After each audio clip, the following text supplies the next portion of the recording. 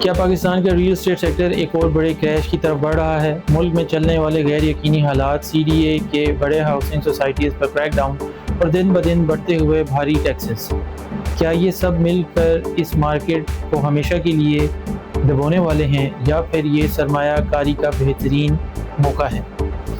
آج ہم ان ہراساں کر دینے والے سوالات کے جواب تلاش کریں گے جو ہر انویسٹر کے ذہن میں ہیں۔ کیا بحریہ ٹاؤن، B17 اور فیصل ٹاؤن جیسے بڑے نظام اب سیف نہیں رہے؟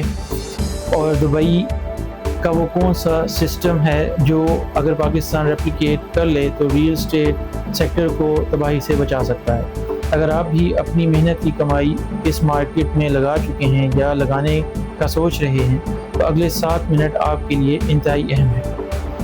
السلام علیکم، میں ہوں محمد فیضان خان اور آپ دیکھ رہے ہیں رہبر اسٹیٹ کنسلٹنٹس۔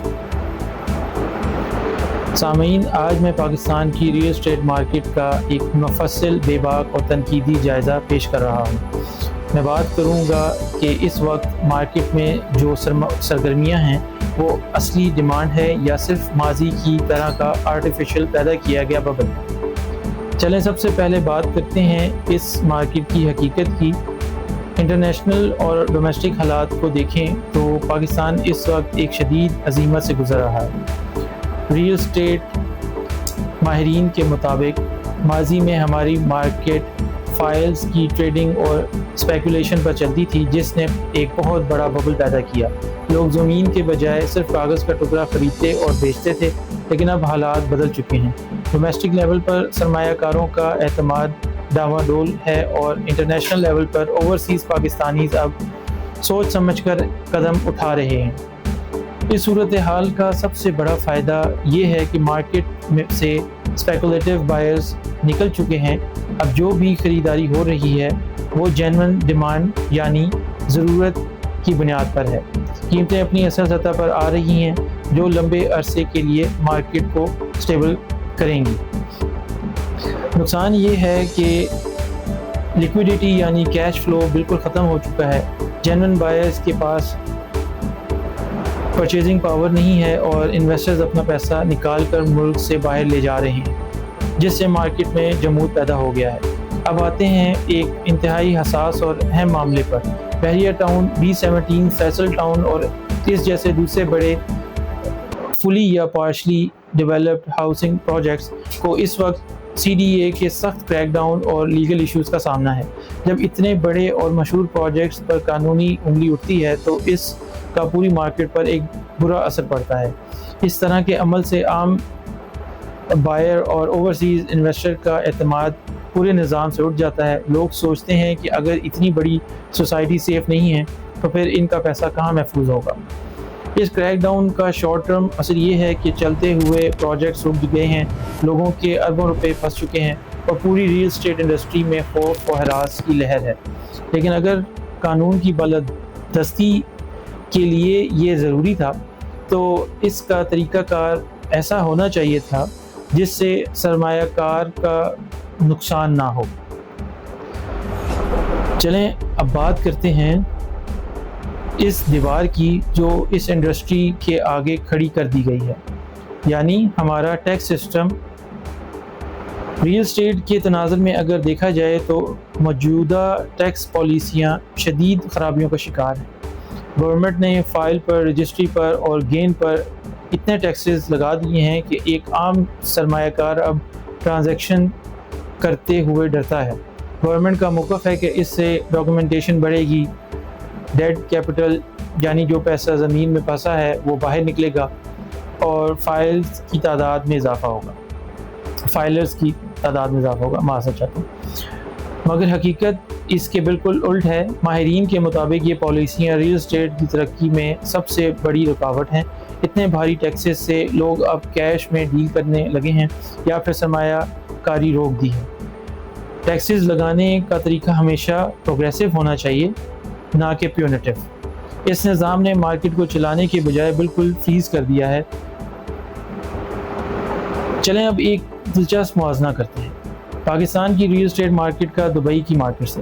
دبئی اس وقت دنیا کا سب سے بڑا ریل اسٹیٹ ہب بن چکا ہے اور اس کی سب سے بڑی وجہ ہے ان کا قانون اور نظام، جسے ہم ریرا کہتے ہیں۔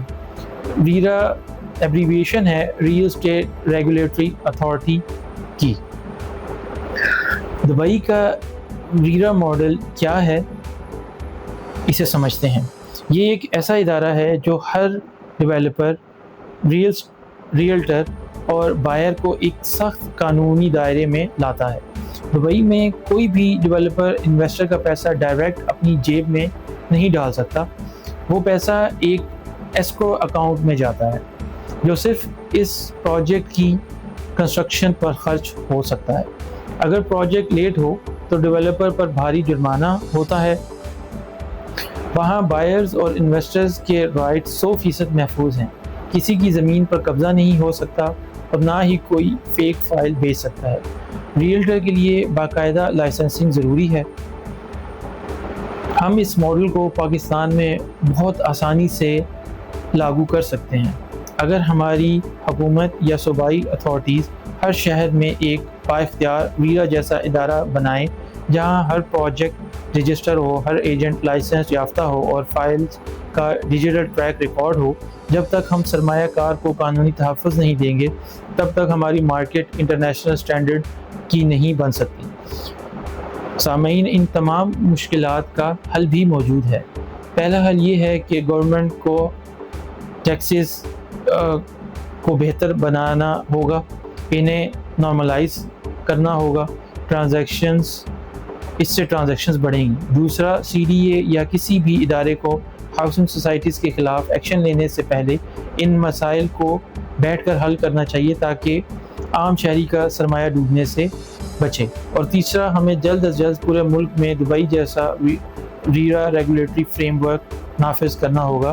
اگر آپ ریل اسٹیٹ سے متعلق کسی بھی قسم کی معلومات چاہتے ہیں یا پاکستان کے موجودہ حالات میں ایک محفوظ سرمایہ کاری کا ارادہ رکھتے ہیں یا پھر اپنی پراپرٹی کو پروفیشنل طریقے سے مینیج کروانا چاہتے ہیں، تو ہم سے رابطہ کریں۔ تمام کانٹیکٹ ڈیٹیلز آپ کی اسکرین پہ موجود ہیں۔ سامعین، اگر آپ کو میری یہ ویڈیو پسند آئی ہو تو اسے لائک، شیئر اور سبسکرائب ضرور کریں، اور اگر آپ کا اس پورے معاملے پر کیا سجیشن ہے یا کوئی سوال ہے تو نیچے کمنٹ سیکشن میں ضرور بتائیں۔ اپنا اور اپنے پیاروں کا بہت خیال رکھیں اور مجھے اپنی دعاؤں میں یاد رکھیں۔ السلام علیکم۔